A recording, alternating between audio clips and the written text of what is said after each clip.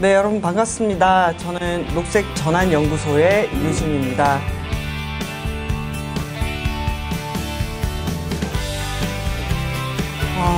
호주 산불로 10억 마리의 야생동물과 사람들이 죽어가는 것을 보면서 저는 2020년이 강렬하게 시작했던 것 같은데, 코로나가 발생을 하고 세계가 멈추고 우리의 경제 상황도 어려워진 가운데 때이른 폭염이 이번 여름은 또 얼마나 더울까라고 하는 걱정을 하게 합니다.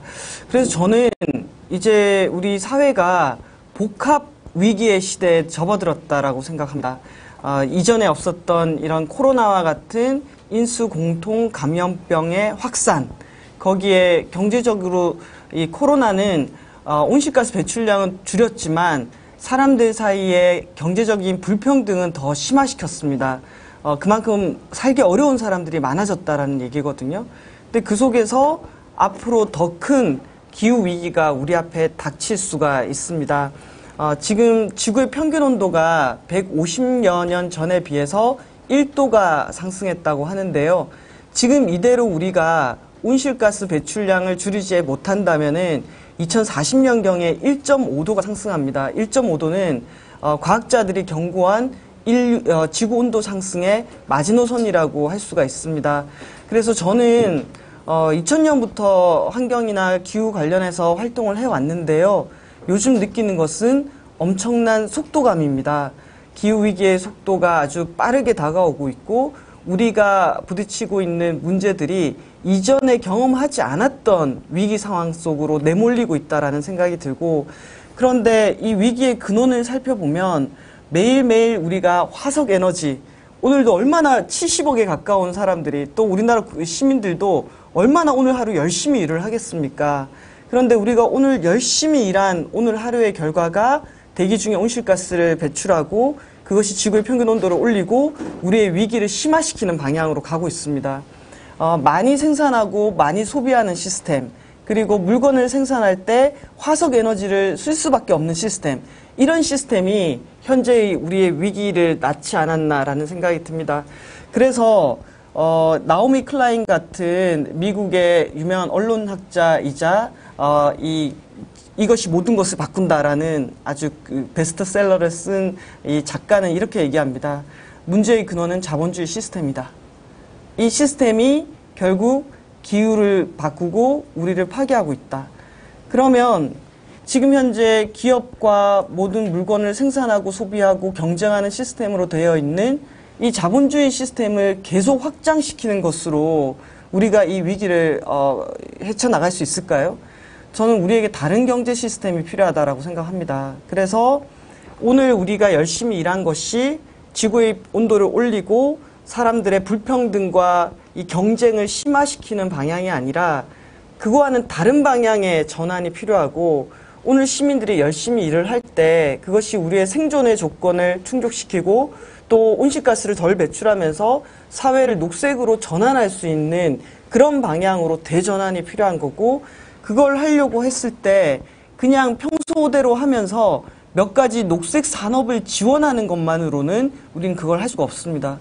그래서 동원되는 방식이 저는 그린 뉴딜이라고 생각을 합니다.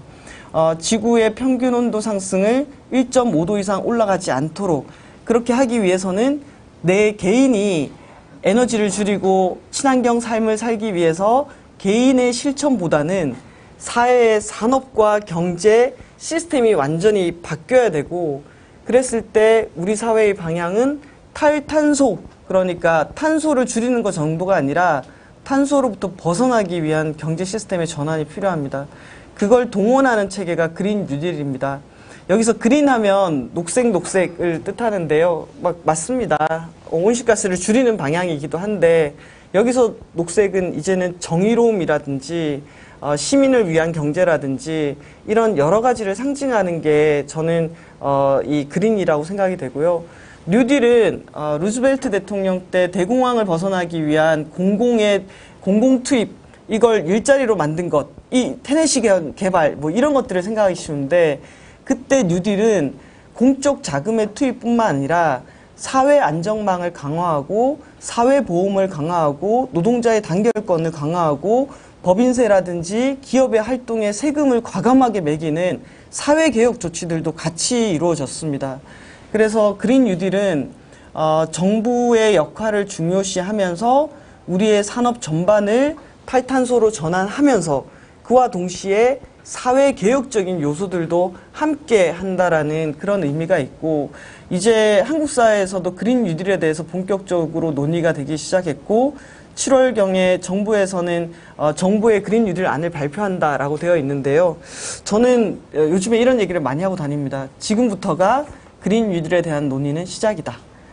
사회를 이렇게 크게 바꾸는 대전환 정책을 정부 주도로 2개월 만에 만들 수 없다고 생각합니다. 그래서 7월 달에 정부가 안을 내놓으면 그 안을 가지고 정말 그린 뉴딜이 무엇을 지향하고 어떤 방향을 만들어가고 또 누가 중심이 되어서 누구를 위해서 하는 것인가에 대한 본격적인 논의가 진행이 되면서 이것이 한 2년 동안은 저희가 다음 대선을 앞둔 한 2년 동안 여러 단위에서 참여해서 논의를 거쳐가지고 실제 제도 개선이라든지 정부 구조를 개편하고 큰 법을 바꿔가지고 사회를 개혁하는 일들은 이제부터 본격적으로 시작이 되고 다음 대선을 통해서 이 이슈가 저는 본격적으로 논의되기를 바랍니다. 그래서 우리 사회적 경제 분야 그리고 협동조합 다양한 시민사회 조직이 그린 뉴딜을 어떤 희망의 계기로 만들 것인가에 대해서 지금부터 많은 관심을 좀 가져주셨으면 좋겠습니다.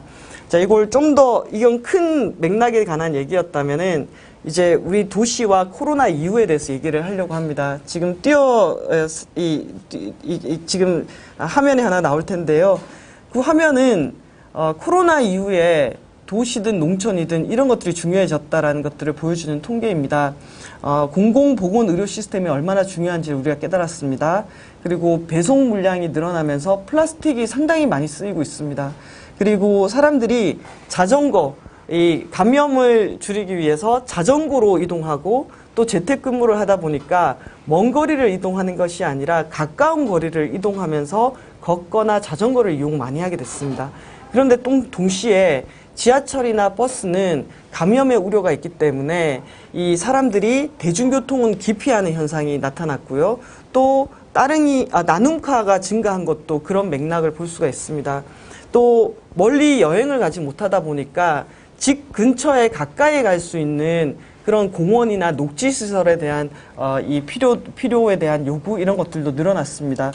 자, 그랬을 때 코로나 이후에 우리가 예산이 있고 이 예산을 도대체 어디에 써야지 우리의 안전과 또 지속 가능성을 담보하는 일일까요? 저는 그린 뉴딜에 있어서 해야 할 일과 하지 말아야 할 일 두 가지가 동시에 중요하다고 생각합니다. 그린 뉴딜 하면 녹색한 일자리, 여기서 일자리 많이 만들 수 있습니다. 이런 얘기를 하는데요. 전환이라고 하는 것은 어떤 일은 버리고 어떤 방향으로 가야 된다는 것을 의미합니다. 예를 들면 우리가 그동안 공항 많이 짓고 도로 많이 짓고 거기에 예산을 투입하고 그게 성장이라고 얘기했지만 기후와 코로나 시기에는 공항 더 이상 추가로 지어서는 안 된다고 생각합니다. 오히려 공항을 지을 예산으로 우리가 살고 있는 지역의 공간들에 있어서 건물을 에너지 효율을 높이고 폭염과 한파에도 안전한 도시로 만들고 혹시 사고가 생겼을 때 사람들이 대량으로 많이 이주해서 어딘가에 안전하게 대피해야 될 때 그런 시설을 만들고 폭염이나 한파, 태풍이 왔을 때 우리 도시 인프라가 사람들에게 무기가 되지 않도록 그것을 보강하고 강화하는 일, 그리고 대중교통을 비대면 사회의 대중교통을 회피하지 않도록 사람들이 더 쾌적하게 이용할 수 있도록 대중교통에 투입하는 것, 그리고 공원을 늘리는 것.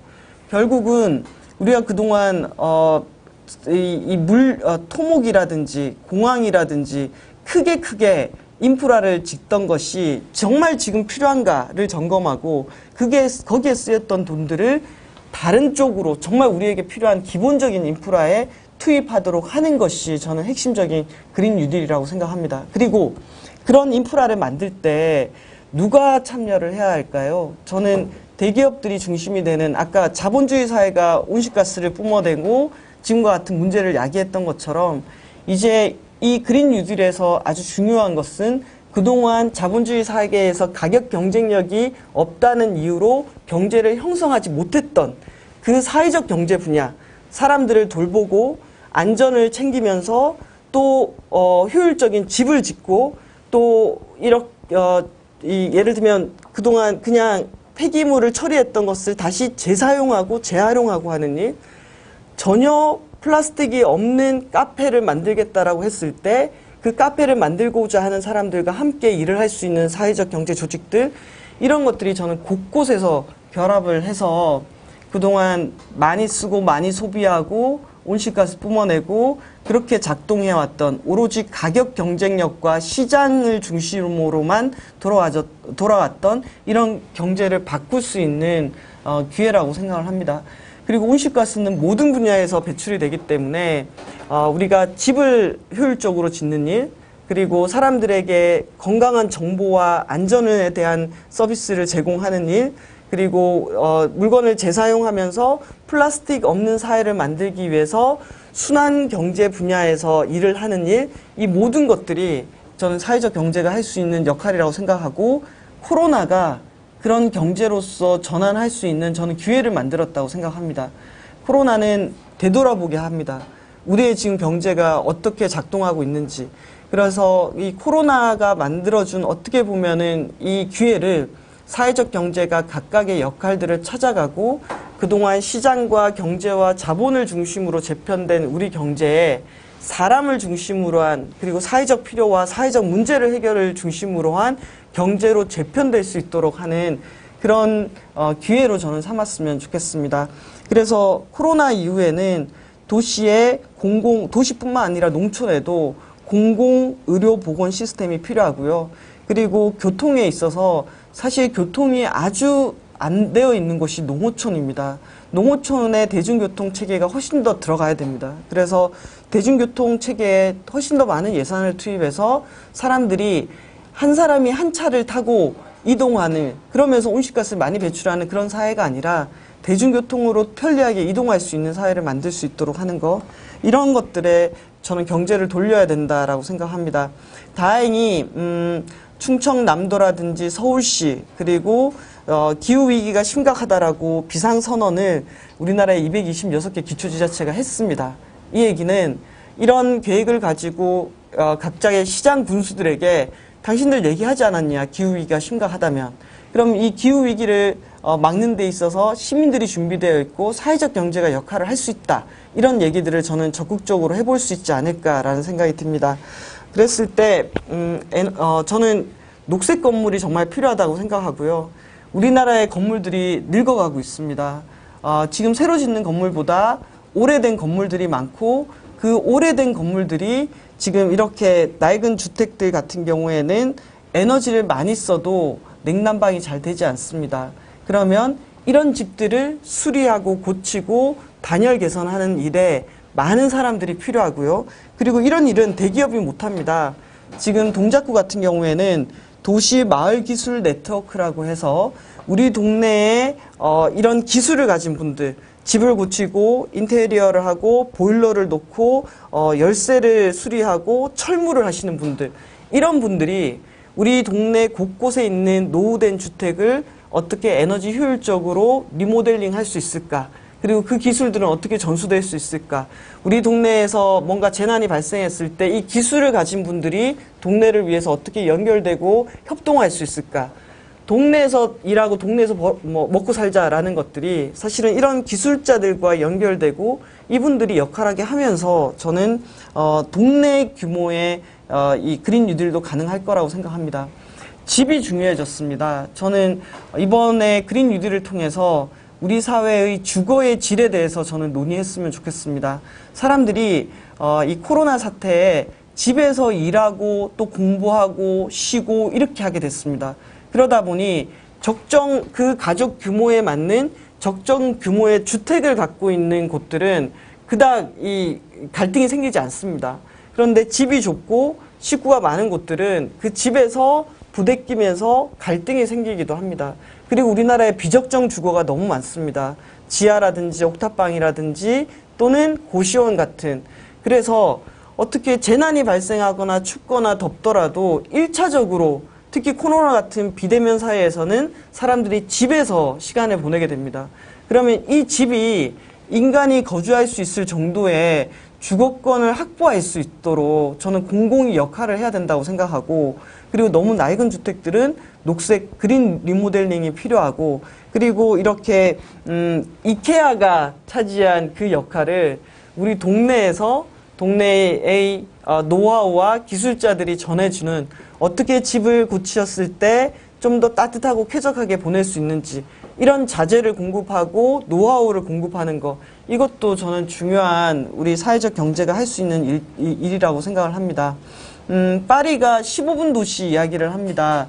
이번 파리 시장님으로 지금 당선되실 것 같은데요. 이분이 하는 얘기가 이제 파리는 거의 자동차 없는 도시를 만들어야겠다. 궁극적으로 우리가 기후위기에 대응한다는 것은 쓸데없는 이동을 줄이는 것이다. 그랬을 때 내가 살고 있는 집으로부터 15분 걷거나 자전거를 탈 수 있는 거리에서 먹고 놀고 쉬고 일하고 배울 수 있는 그런 공간 구조를 갖겠다라고 얘기했거든요. 그 얘기는 점점 더 지역이 중요해지고 지역에서 일하고 지역의 일자리를 얻는 것이 아주 중요해지는 겁니다. 그러면 지역에서 필요한 서비스들이 지역 내에서 연결될 수 있도록 하는 거기에서의 사회적 경제의 역할들이 저는 필요하고, 최근에 화성시가 대중교통 혁신 추진단을 만들었습니다. 아까 이 코로나 이후에 대중교통 기피 현상이 일어나는데 이 교통을 어떻게 바꿀 것인가에 대한 고민이 있고, 앞으로 나아가서는 무상교통에 대한 고민도 하고 있습니다. 그래서 코로나가 우리의 상상력의 이 여지들을 좀 확장하는 계기들을 만들었고, 이런 분야에서도 연결할 수 있는 분야가 있지 않을까 싶습니다. 프랑스가 2016년도에 음식물 낭비와의 전쟁법을 만들었습니다. 이 법은 뭐냐면은, 여러분 마트에 가면 엄청나게 먹을 식재료들이 많잖아요. 그럼 이 식재료들이 다 팔리는 걸까요? 아마 그 중에 한 3분의 1은 유통기간을 넘겨가지고 다 폐기 처분합니다. 땅에 먹거나 태우게 되죠.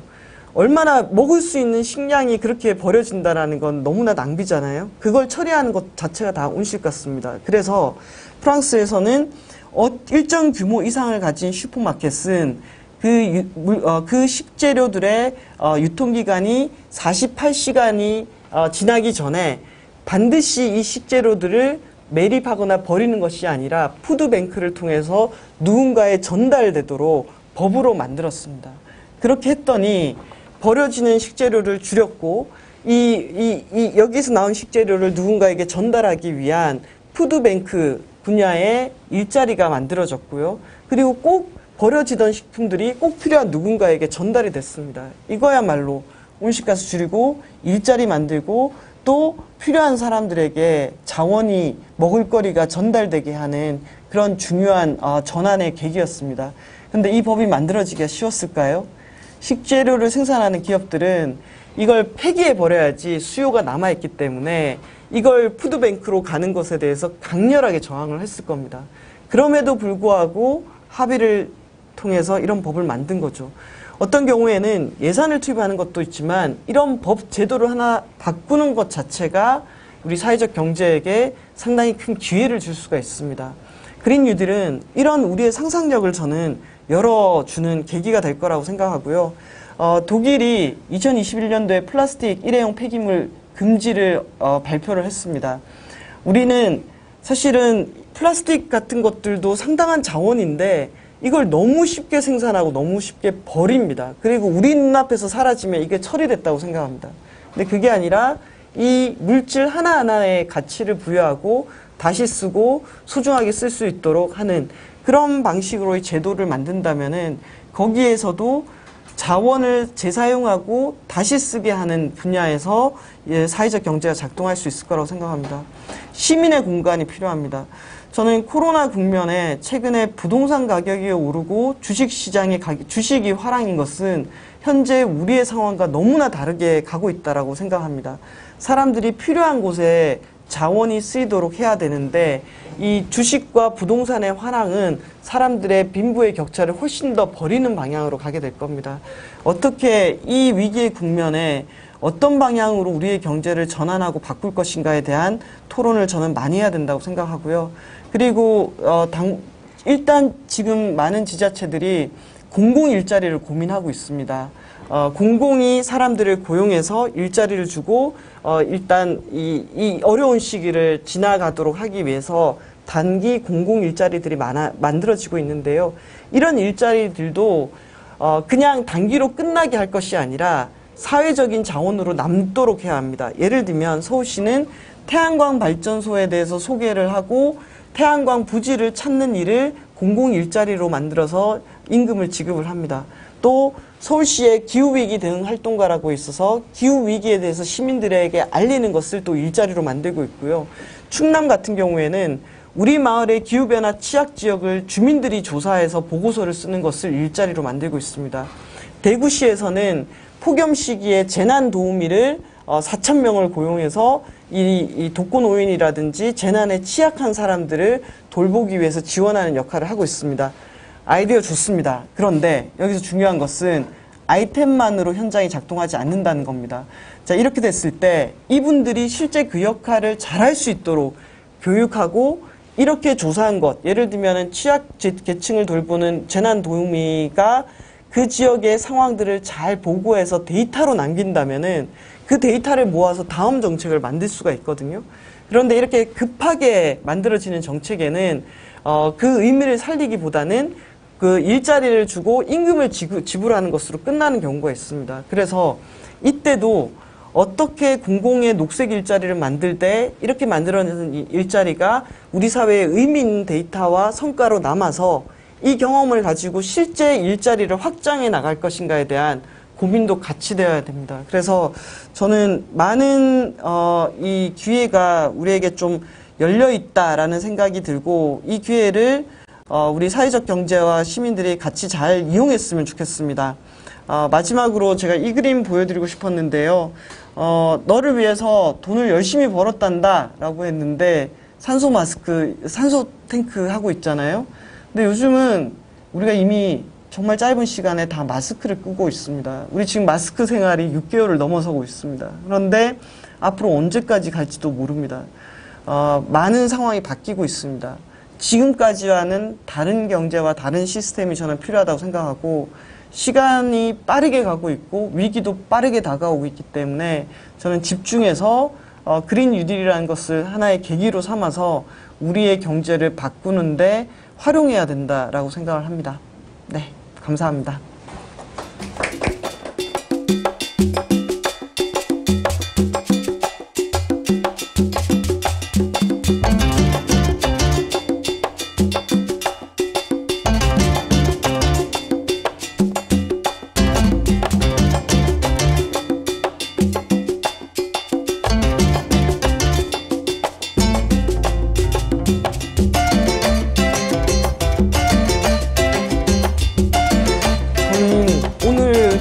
제가 이런 곳에서 사회적 경제가 생길 수 있지 않을까요? 라고 이런 예시를 든 겁니다. 그러면 이제 그 각각의 영역의 사업이 어떻게 되고 어떤 기회가 있고 그걸 하기 위해서 각각의 사회적 경제 주체들이 어떤 능력을 준비해야 되고 인력을 갖춰야 되는가는 저는 하나하나 부분별로 따져봐야 되는 일이라고 생각합니다.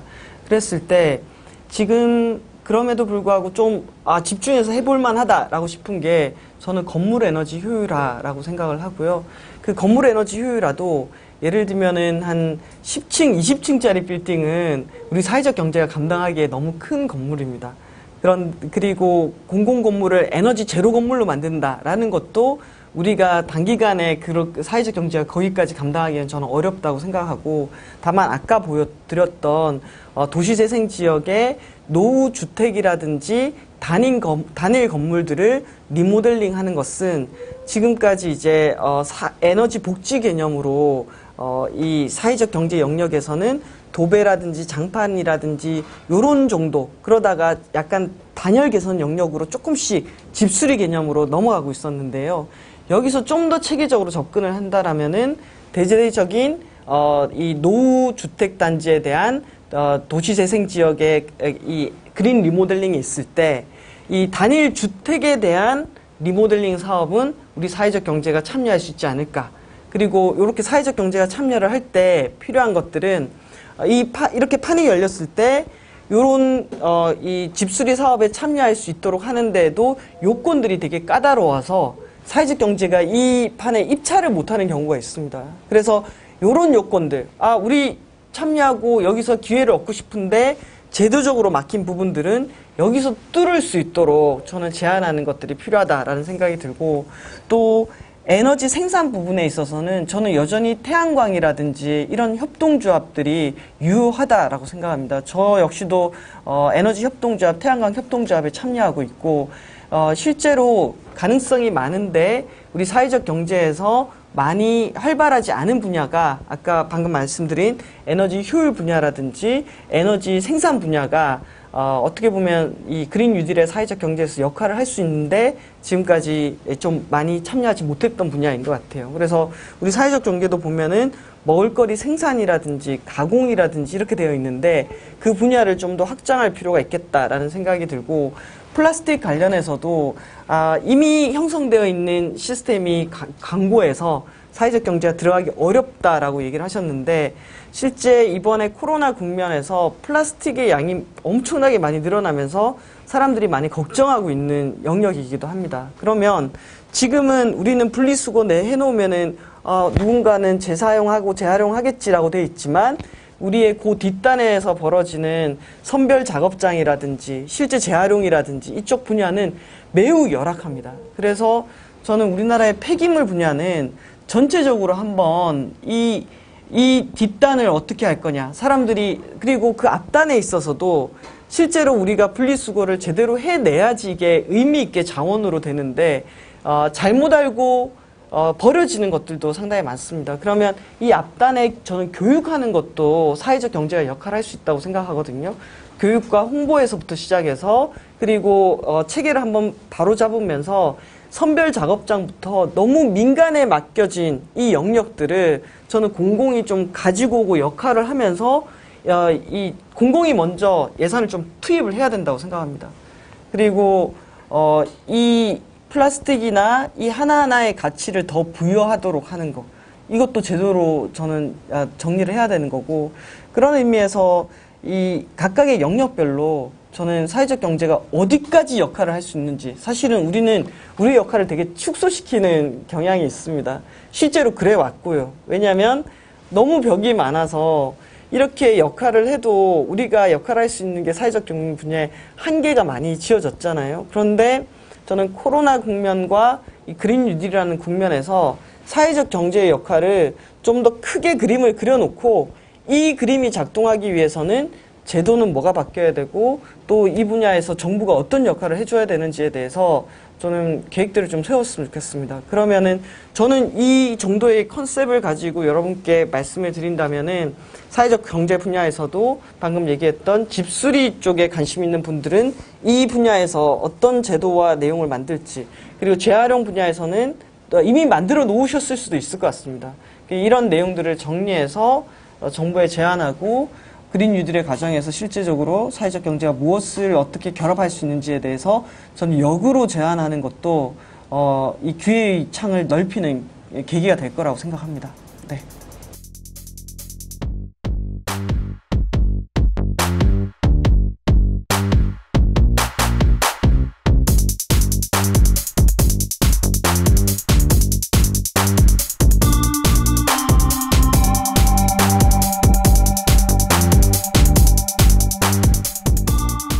일단 저는 우리가 기본적으로 폐기물 분야에 국가의 예산을 너무 적게 투입한다고 생각합니다.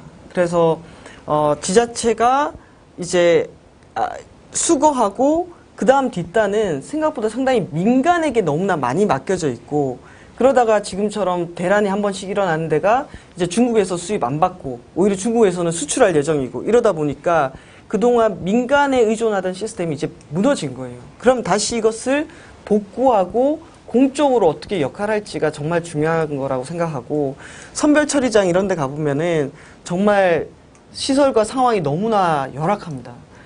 아까 기술적인 것들도 상당히 중요하다고 생각하는데, 우리는 어떤 분야에서는 기계가 해야 되는 일도 사람이 하고 있습니다. 그래서 이런 것들은 저는 예산을 집중해서 투입하고 지자체에 명확한 책임을 주되 지자체도 예산을, 이 분야의 예산을 저는 좀 일단 늘릴 필요가 있다라고 생각을 하고, 그리고 어떻게 보면은 코로나가 저는 이랬던 것 같거든요. 우리 도시를 지탱하는 필수 노동자들, 건강을 책임지는 의료진이라든지 아니면 폐기물을 관리하는 사람들이라든지 안전에 대해서 정보를 제공하는 사람들이라든지 이런 분들의 임금을 너무 저임금 상태로 오랫동안 저는 유지해 왔다고 생각합니다. 그래서 폐기물을 처리하고 그러다 보니까 그냥 처리로만 돼 있죠. 이걸 자원으로 생각해서 재사용하고 재활용한다는 생각을 안 했잖아요.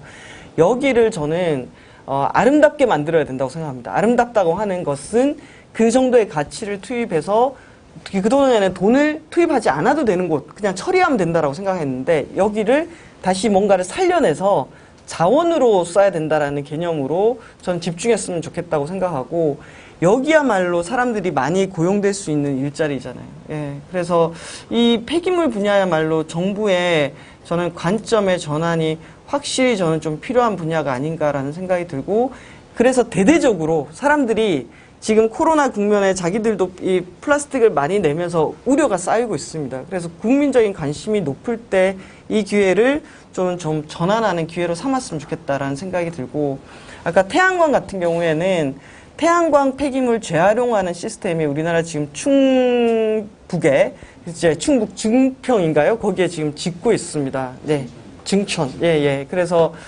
진천인가요? 충북 진천? 네, 진천에.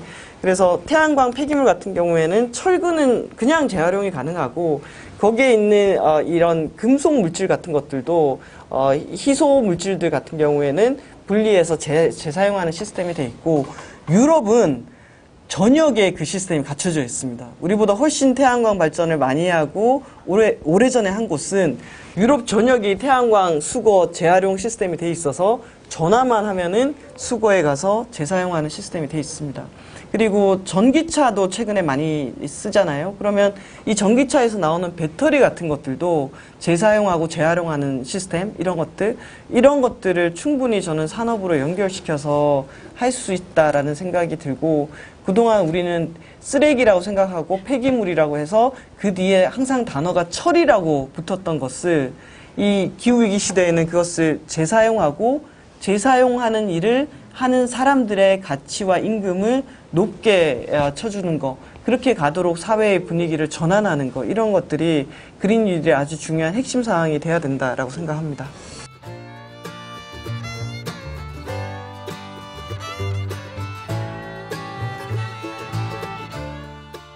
유럽의 그린딜은 2050년 넷제로를 아주 큰 목표로 잡고 있습니다. 그러면서 산업에 무엇을 요구하냐면은 순환 경제 시스템을 얘기를 하고, 기업들에게 당신들은 시민들이 수리받을 권리를 보장하도록 물건을 생산해야 된다라고 얘기하거든요. 최근에 사람들이 수리해서 쓰지 않습니다. 새 물건이 더 싸다 보니까 그냥 버리고 새로 사잖아요. 근데 이렇게 되면 자원의 낭비가 심해지고 온실가스 배출량이 늘어나니까 기업들이 물건을 생산할 때부터 사람들이 수리해서 쓸 수 있게 그렇게 디자인해야 된다라고 얘기하고, 사람들은 수리해서 쓸 수 있는 권리를 요구할 수 있다라고 명시하고 있습니다. 그래서 이게 기후변화나 온실가스 환경 문제가 중심이 돼서 기업의 활동을 강제하고 방향을 전환하는 거라고 생각하는데요. 우리 사회도 온통 값싼 물건을 계속해서 생산해서 쓰고 버리는 체제입니다. 그게 폐기물을 더 많이 양산하잖아요. 그럼 이제 우리도 기업들에게 소비자들이 수리받고 싶을 때 새 물건을 사는 게 아니라 수리받을 수 있도록 하는, 물건 생산할 때부터 방금 얘기했던 이런 구조로 물건을 생산하도록 강제하는 그런 것들이 필요하고, 그랬을 때 우리가 생각을 바꿔야 되는 게 규제는 무조건 나쁜 것이다, 규제를 철폐해야 된다라고 생각하는데, 저는 좋은 규제, 환경을 위한 규제, 안전을 위한 규제는 만들고, 정말 쓸데없이 층층이 쌓인 이 허가제 뭐 이런 것들, 그런데 이게 정말 관료제에 의한 것이지 우리에게는 하등 도움이 없는 규제, 필요 없는 규제, 이런 건 없애더라도 안전을 위한 규제나 뭐 예를 들면 수리받을 권리에 대한 이 의무를 부과한다거나 이런 것들은 우리가 새로 만들어야 된다라고 생각을 합니다. 그게 산업과 일자리하고도 연결될 것 같습니다. 네.